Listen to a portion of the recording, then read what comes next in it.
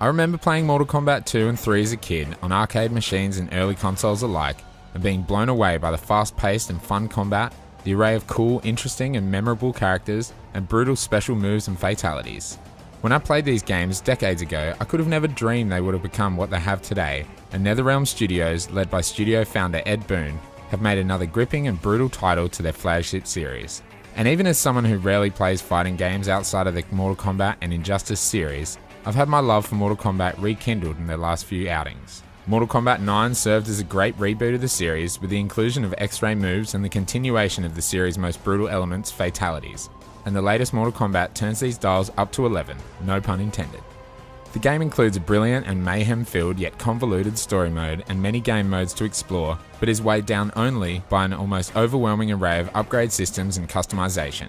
With this aside, Mortal Kombat 11 is a truly enjoyable fighting game with huge replayability, and I'm going to give my in-depth thoughts on the newest release from veteran studio Netherrealm.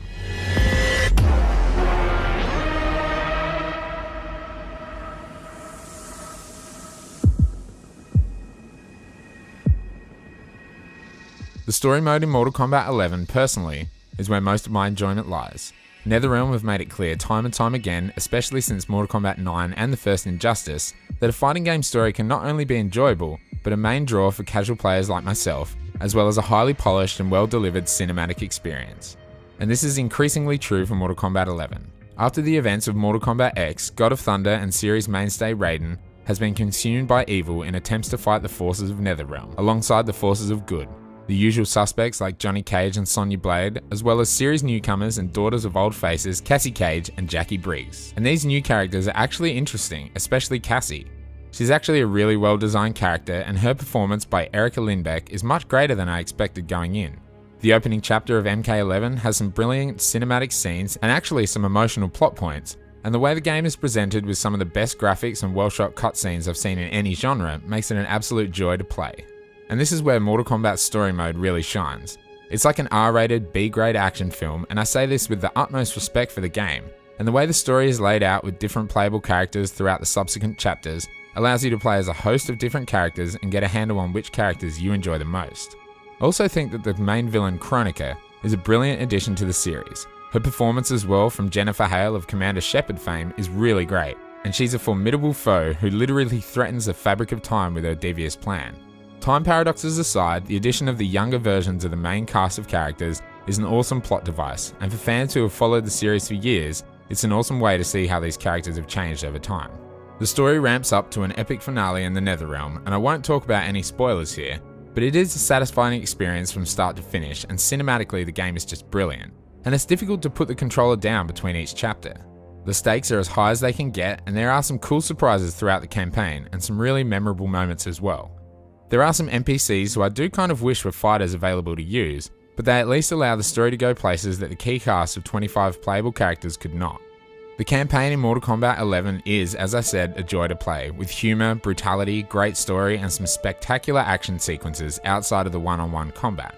As a casual fighting game fan, but a fan of the MK series, I can't speak highly enough of this mode, and it is something that everyone who enjoys Mortal Kombat should experience. Netherrealm Studios have shown with both MK and Injustice that they can do an amazing and cinematic story in a fighting game, and they've just set the bar once again. The two of you have felt that pain most acutely. What can be done? The past is the past, is it not? It need not be. I intend to wind time back to its beginning and restart history.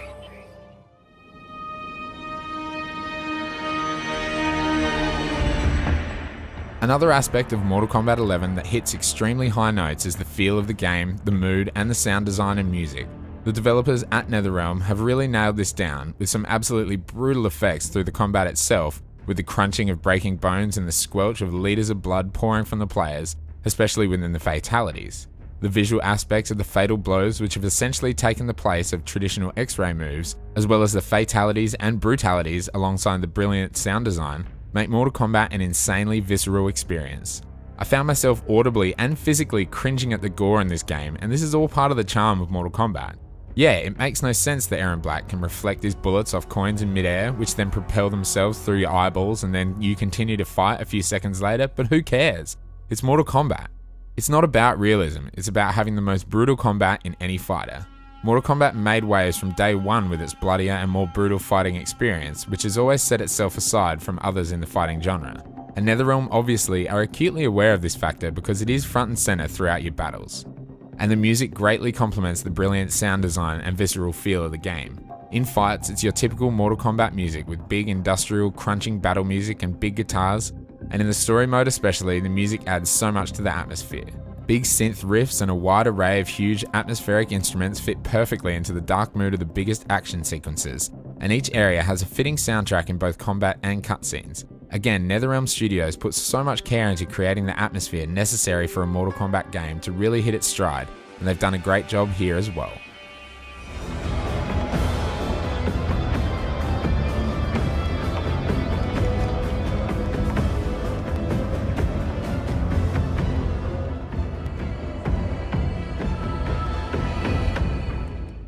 Aside from the story, Mortal Kombat is filled with an array of different game modes, with the classic towers obviously making their return, with each character having a different ending scene, and can be played on any difficulty with a huge selection of opponents, from short towers of 5 opponents to huge unending towers of differing fighters. Alongside these towers, we have the Towers of Time, which is a rotating selection of increasingly difficult towers peppered with different modifiers which add to the difficulty of each opponent. These are somewhat similar to the multiverse challenges of Injustice 2, where some towers are time limited and have greater difficulties and increased rewards for tackling them. And there is the cool addition of character towers, where you can choose your preferred character and fight for character specific rewards like weapons, skins and other cosmetics such as intro and victory animations. These are, however, causing some outcry from the community because of the RNG aspects of leveling up characters and unlocking specific rewards and cosmetics. And don't get me wrong, as much as I am loving Mortal Kombat 11, there are an overwhelming amount of currencies to earn and an absolutely huge amount of cosmetics and skins to unlock randomly. Personally, I don't feel as negatively about this as some other reviewers and players, because I feel this adds somewhat to the replayability of MK11 and gives you a huge amount of ways to customize your favorite character. I felt the same way about the unlocks in the multiverse of Injustice 2, where I found characters that I really enjoyed and was able to play as those fighters to earn better skins, better armor pieces, and really make those characters my own. As I get better at the game, which at the point I'm currently at will take some time, I see the Towers of Time as a great way to level up my fighters and unlock cool gear, but it can be brutally hard at times with the addition of modifiers and a difficulty curve that can sometimes be perplexing.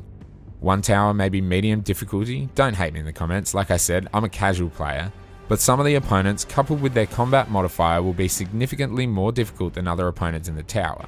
The developers have addressed some of these balancing issues and will be apparently making changes, but I still think that the Towers of Time game mode gives you a lot of choice in ways to unlock better gear and utilize your custom loadouts and cosmetics.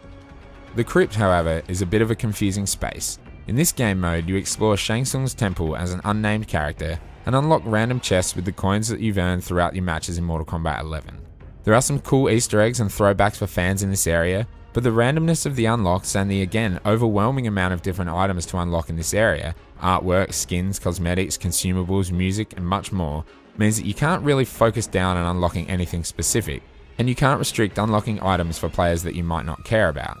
I'll be exploring a bit further in here at some point to see if it gets better and has better rewards, but it is strange that the Crypt is limited to a third-person experience with random unlocks and chests. On the plus side, a lot of these chests can be only purchased with the basic coin currency, which means despite some outrage over the push for players to spend real money in the marketplace, and the false allegations of requiring 6,000 real-world dollars to unlock all character skins, which was quickly debunked by Ed Boon himself on Twitter, this area is not just a loot box fest. And I don't even think that the microtransactions in this game are predatory whatsoever. Yes, of course, it's a AAA game, so yes, there are microtransactions, which I just don't agree with in a premium price game, but I've not even taken much notice of the marketplace in the time I've spent playing Mortal Kombat 11 so far. Personally, I do hope the developers listen to feedback from the community regarding the way rewards are earned in-game, and I think that having so many online features is a slight hindrance on the stellar experience of Mortal Kombat 11, but the sheer amount of content available is, in my opinion, a good thing.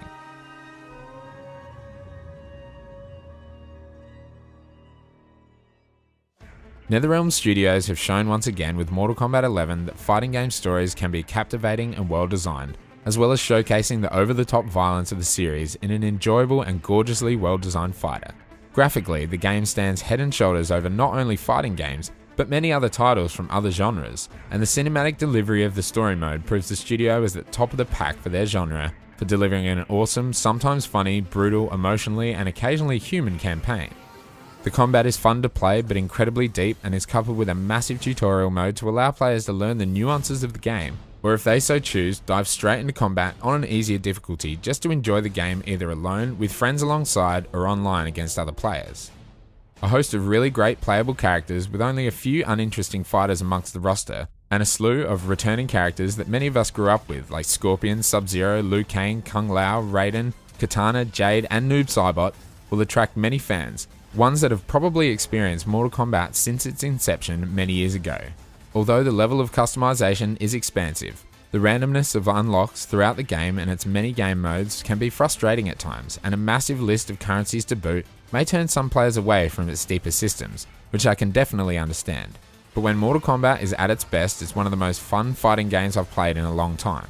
Netherrealm Studios have proved themselves more than capable of delivering top quality games since the reboot of the series 8 years ago, and Mortal Kombat 11 is a must-buy for both long-term fans as well as new players who want an engrossing fighting game with stunning visuals, a great story mode, and a brutal atmosphere which cannot be found anywhere else in the genre.